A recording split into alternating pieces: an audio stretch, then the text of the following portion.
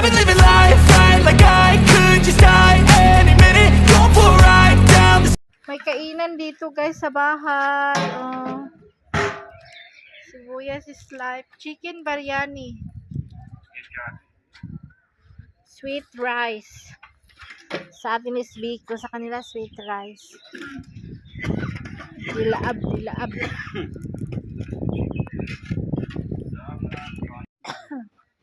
Sweet.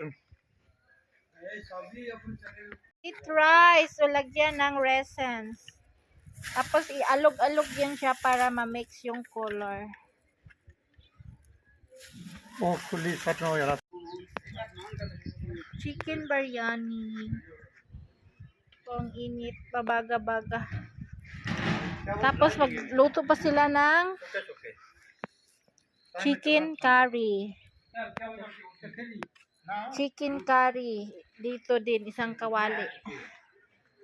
Farewell party ng Nest na Elias sa puntang चावल खान भी होने मजा भी देने abroad. नुकसान भी नहीं होना ना ना ये कि वो सब है ना बयान दे नहीं पता जी कुछ इतना ही है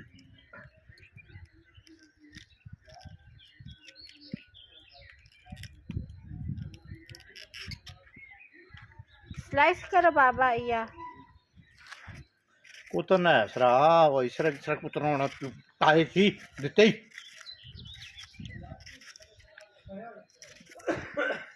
है सरा Para yan sa chicken curry. ओ परस चिकन करा O diba, ang daming sibuyas. Ayan pa. Sis,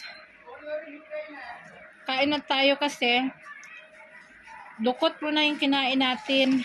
Kaya, yung ano rice, i-pray pa yun, hindi pwede bawasan, pray. Chaawid, dukot. God bless Anis na Elias papuntang abroad.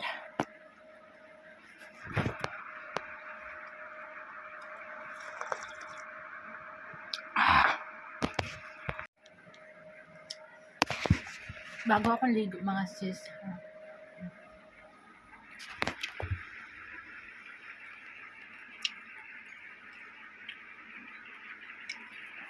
Exercise sa ating panga. Nagutom ako kasi hindi ako kumain kanina. Naghintay ako nito.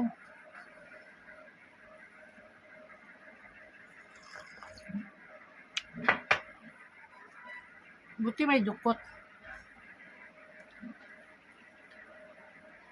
Yung rice kasi mamaya pa yung gabi. I-pray muna lahat ng pagkain before bawasan. Thanks God may dukot.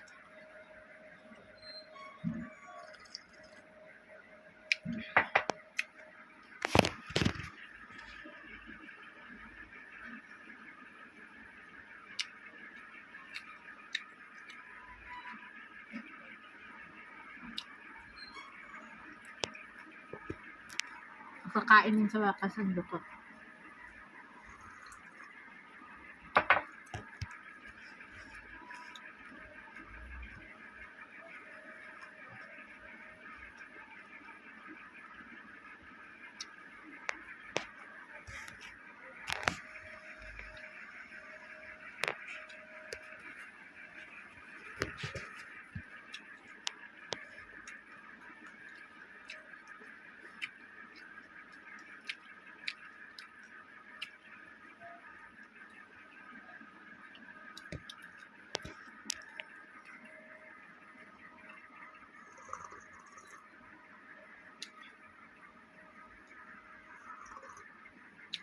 Ganda ng cup ng sister-in-law ko.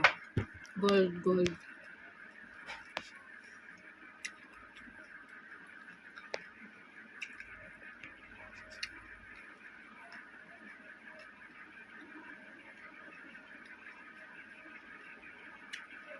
Alam niyo yung kahiligan ko, yung weakness ko sa buhay. Makabili lang ako ng cup na pangkape, malaki, mug.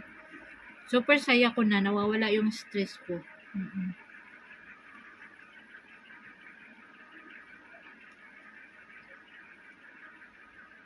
Gusto ko yung iba-iba. Sa umaga, ibang cup. Sa hapon, ibang cup ng kapihan, di ba?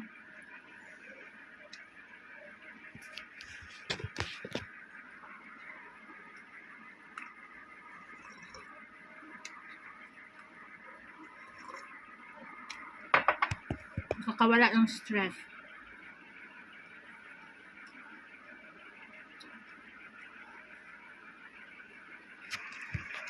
Ewan ko ilang minuto to before matapos.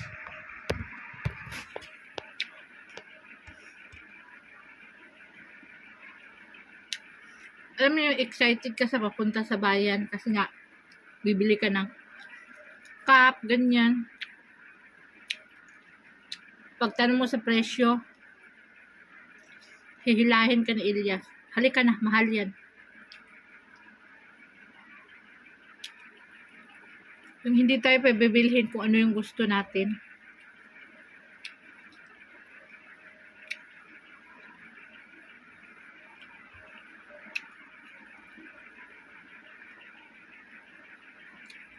Yun lang talaga ang bukod tangi kong kaligayahan.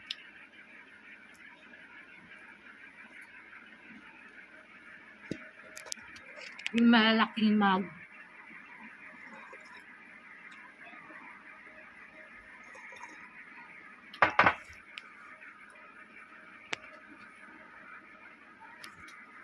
Ito, maliit pa sa akin to. Gusto ko yung magkape na malaking mug, tapos kalahati lang yung laman.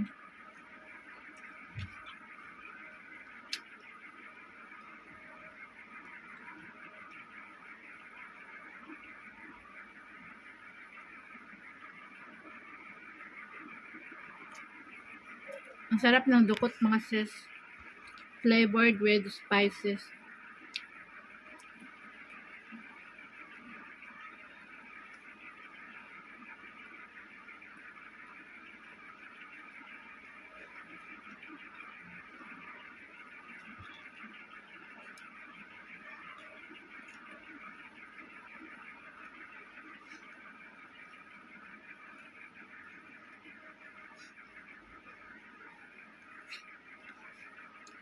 Ang lapit ng cellphone ko sa mukha ko. Kitang-kita yung mga fine line, wrinkles.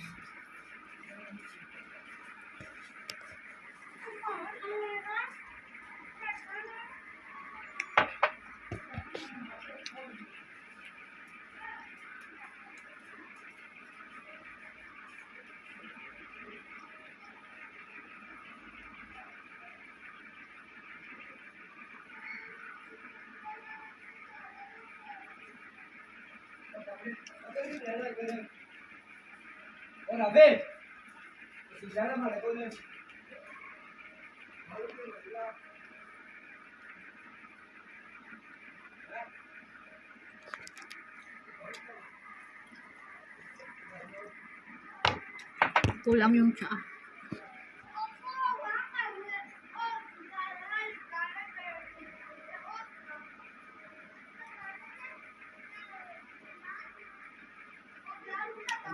Masarap sana to sa malamig na Coke Zero, no?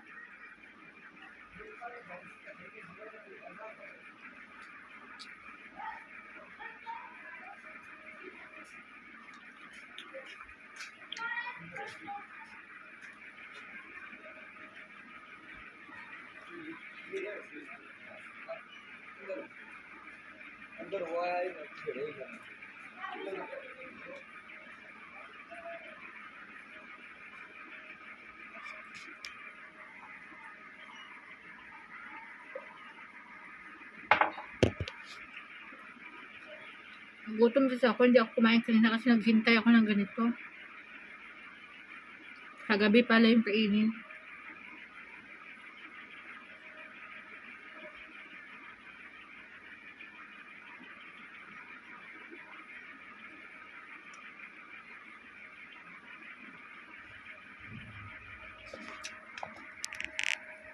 Bye mo na guys, magnguya mo na ako. Uubusin ko to. Sayang.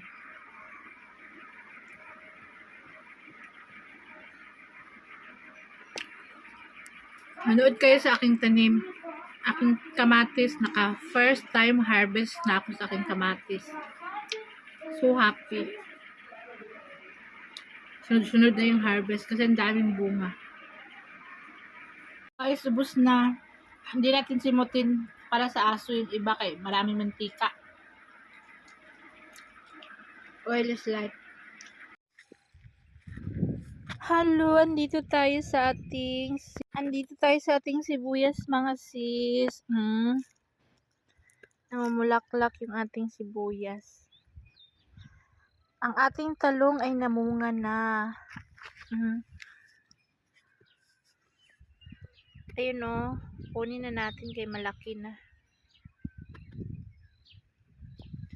Marami na siyang balaklak mga sis. Ayun o. Mamumunga na yun siya. At saka ito o, may mga bulaklak na. Kasi nilagyan ko yun siya ng pampataba. Kunin natin to. Ayun o, may bulaklak na rin siya. Marami na siyang nakalimutan ko magdala ng kutsilyo. Aking kamatis. Malalaki yung kanyang variety. Yung hinog na kunin natin.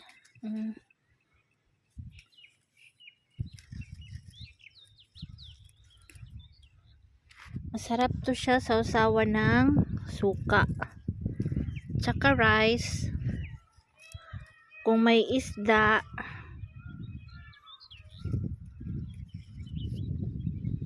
Ayan, yung ating na-harvest. Hilaw-hilaw pa. Hilaw pa yung iba. Ang dami pa niyang bunga. Sumasayad yung kanyang bunga, tas ang liit lang ng kanyang puno. Parang hindi kayanin ng katawan. Isabit natin para lumaki.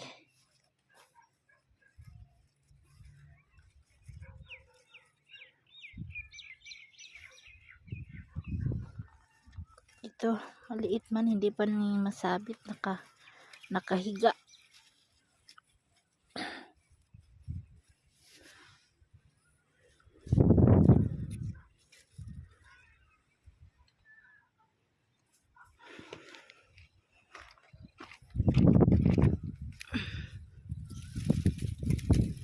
Ay, may nakatago na sobrang hinog.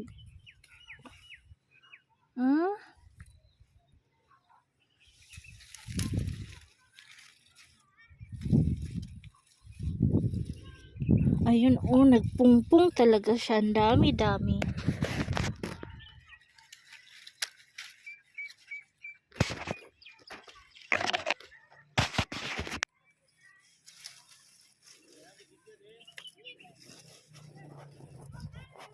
Three, 4, 5, 6, 7, 8 sila. Dami.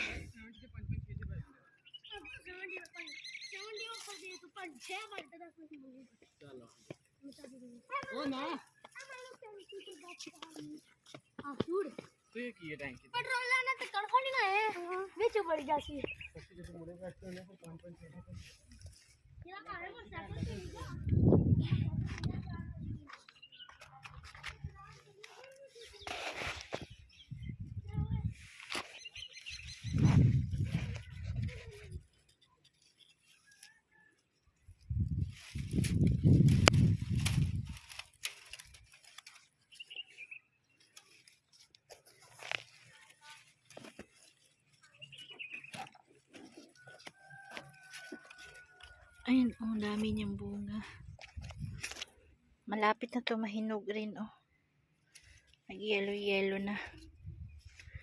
So, ito muna ang ating harvest for today. Kasi na to pang sabaw or salad lang, kainin sa usawan sibuyas. Ganda ng panahon. Mag-exercise tayo tuwing hapon.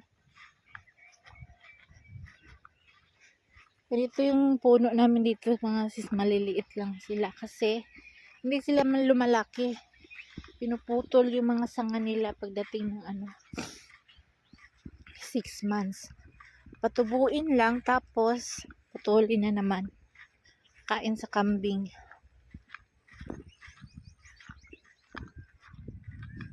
Harvest na yung natin dito, yung mga kapitbahay namin, yung mga wheat flour, yung trigo. Harvest na sila.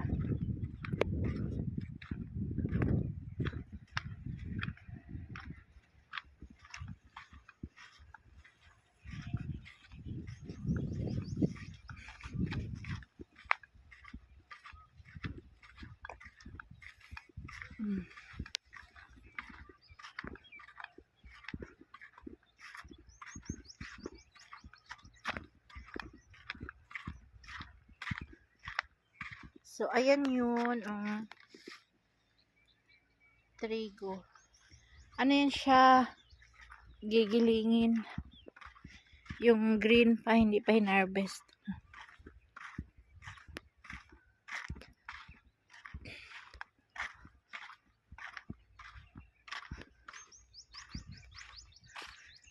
See you mga sis. Salamat sa pagsama. Shout out sa lahat. Ikot-ikot na ako dito sa bukid.